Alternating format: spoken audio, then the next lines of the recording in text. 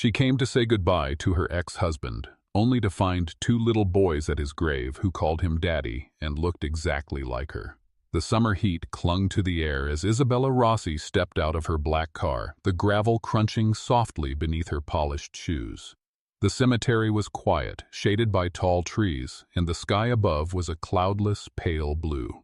Dressed in a crisp blue suit, her jacket open and tie slightly loosened, Isabella looked nothing like the grieving woman she was trying to become. Her brown eyes were calm, but underneath, she felt something churning. It had been over 6 years since she had last seen Leo, and in all that time, she had kept their past locked tightly away, buried under mergers and boardrooms. But death has a way of unlocking doors. She hadn't even known he was sick.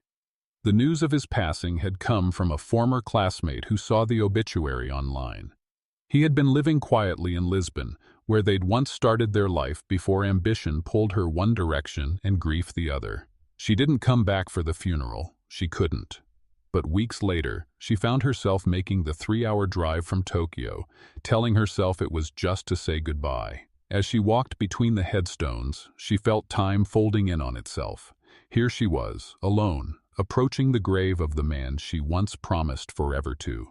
But it wasn't the name on the grave that stopped her. It was the two small figures kneeling beside it.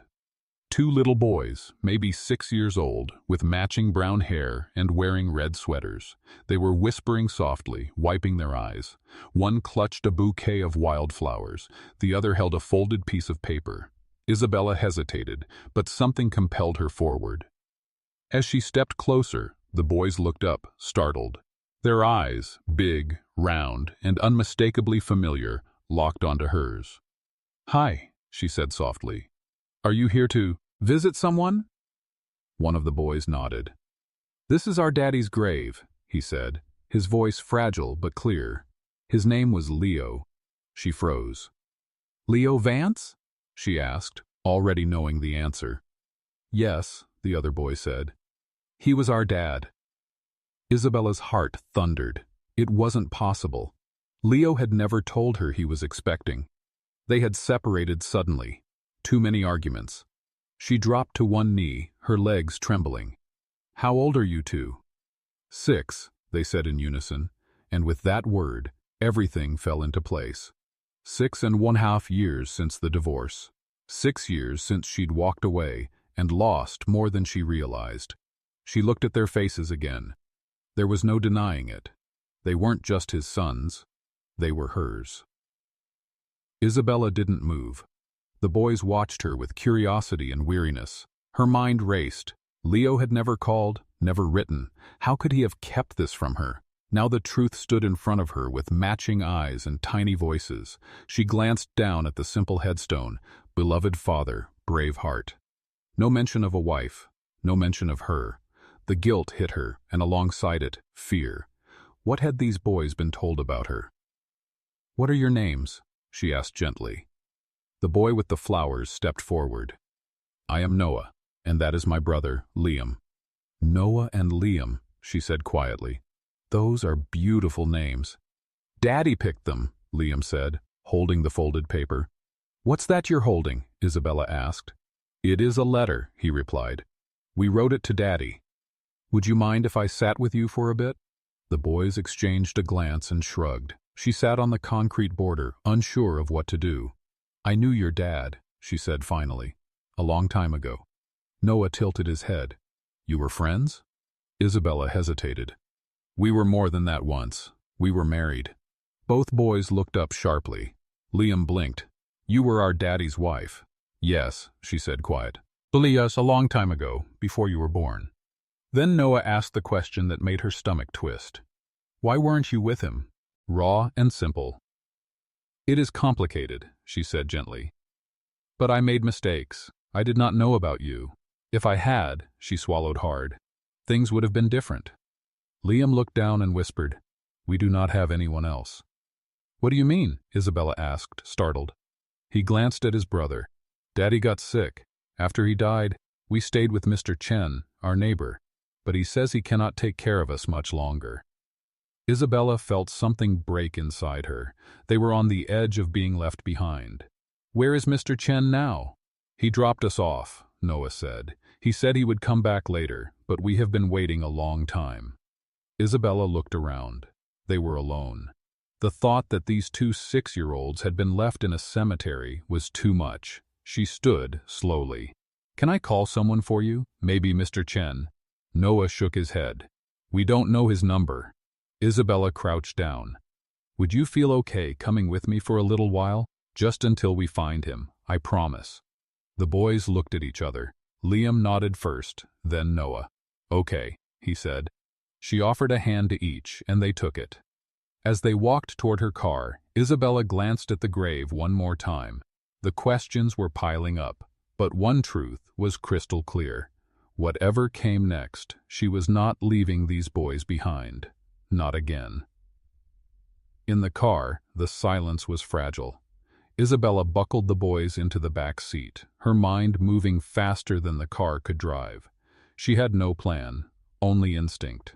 Her first stop was a small diner. She needed time to think, and the boys needed to eat. Inside, she ordered them grilled cheese and apple juice. As they ate, Isabella watched them, thinking of all the moments she'd missed. First steps, first words, birthdays. Her regret turned into a colder anger, not at them, not at Leo, but at herself.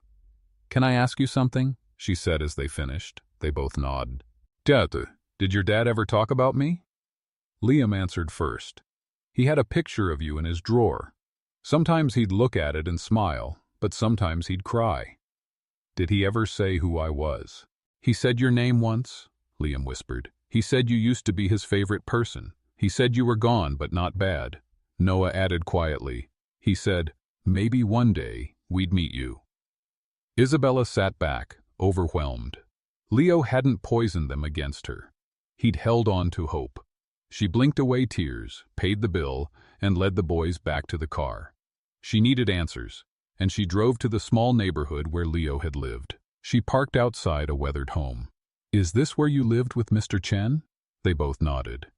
She knocked. A tired-looking man in his 60s opened the door. His eyes widened. "Ms. Rossi," he said in disbelief. "You know who I am?" she asked. "Of course I do," he said, glancing at the boys. "You better come in." Inside, the house was modest, but clean.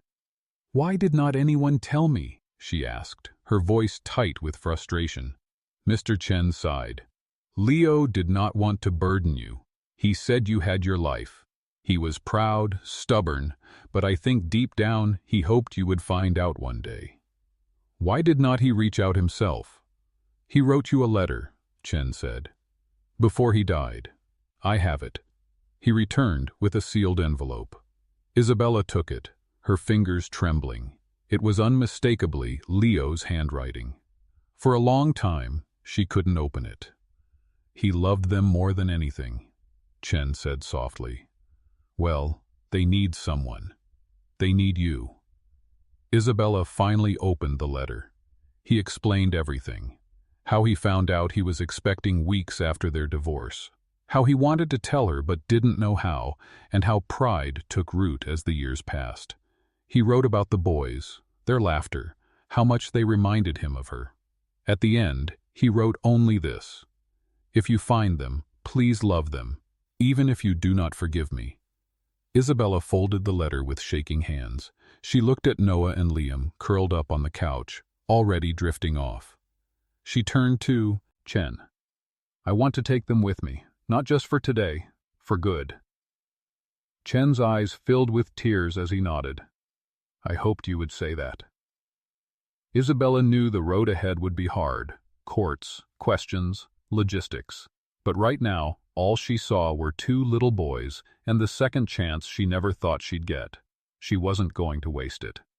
Isabella woke the next morning in the guest room of Chen's modest house. The previous night was a blur. Now, as sunlight streamed in, the enormity of what had happened pressed down on her. She had 2 sons. They had lost their father. She couldn't just swoop in like a hero. Trust had to be built. She found Chen in the kitchen making pancakes. "They're still asleep," he said. "I can't even imagine what's going through their minds," Isabella replied. "They are strong boys," Chen said, "but you are going to need patience. They do not trust easily." "I don't expect them to," she said quietly. I just want to earn it." A little while later, Noah and Liam emerged, still in their pajamas. Isabella offered a gentle smile. "Good morning." They nodded cautiously. Chen served them pancakes, and they ate quietly, casting occasional glances her way. After breakfast, Chen pulled her aside. "If you are serious, you need to get a lawyer, petition for custody. Until then, I am still their guardian." "I will make the calls today," Isabella nodded. "I want to do this the right way." "Then you need to start now with them," he said softly. "They need to know you are not just another adult who is going to disappear." She understood. Instead of returning to her penthouse, Isabella canceled every meeting and stayed. She booked a suite at a local hotel and asked the boys if they wanted to spend some time with her, maybe watch a movie. They hesitated, but agreed. She didn't force conversation, she just let them exist in the space with her. During the movie, Liam curled up next to her, a small gesture that hit her like a wave. Noah remained distant, but he laughed once at a silly cartoon moment, a priceless treasure.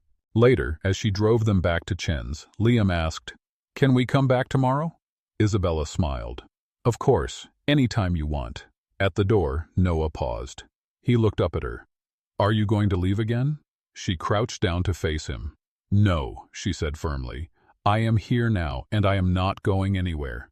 He nodded once and walked inside. It wasn't forgiveness or trust, but it was a beginning. And for Isabella, that was everything.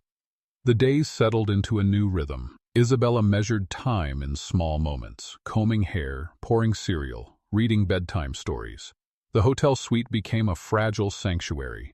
Every day she picked the boys up and brought them back, the visits growing longer. She introduced them to new things, bought them new shoes. She didn't ask for hugs, but when Liam started giving them, she held him a little longer each time. Noah remained cautious, the silent protector of his brother. Isabella never pushed, giving him space. Slowly, his walls began to crack. One day, he asked for her help to draw a cat. To her, it was everything. Meanwhile, the legal process began. Isabella called her lawyer, insisting everything be done by the book. Emergency custody paperwork was filed, and Chen's cooperation helped move things forward. But not everyone was supportive. A call from Leo's older brother, Daniel, was furious. He accused her of returning out of guilt, of playing the savior. She listened quietly, knowing he was speaking from grief. When he asked why she deserved to be in their lives, she answered simply, "Because I am their mother, because I love them, and because I will not abandon them again." The line went silent before he sighed. "Then do not fail them." She promised she wouldn't. That night, she took the boys to a hill outside of town to see the stars. They lay on a blanket, pointing out constellations. It was the first time she heard Noah laugh without hesitation.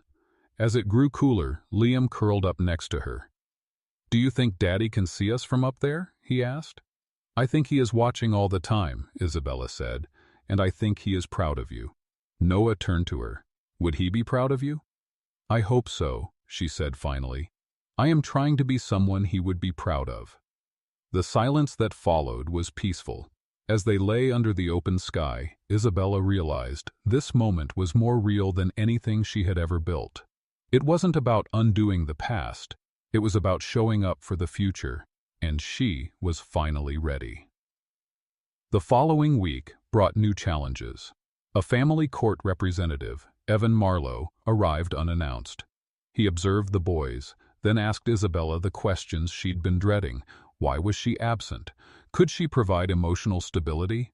She answered honestly, admitting her failures and describing what she was doing now. After he left, she felt relief. She hadn't run, she had faced it. But another challenge arrived as a letter under her door. Clara Fuentes, Leo's ex-girlfriend and the boy's temporary guardian after his death, had filed a motion for custody. Isabella sat down, the paper shaking. She barely remembered Clara, but now she wanted to claim the boys. Chen was shocked. "She never acted like she cared about those boys," he said. "Why would she want them now?" Isabella suspected it might be leverage, or perhaps misguided good intentions. Either way, she had to fight not just for her rights, but to protect the boys.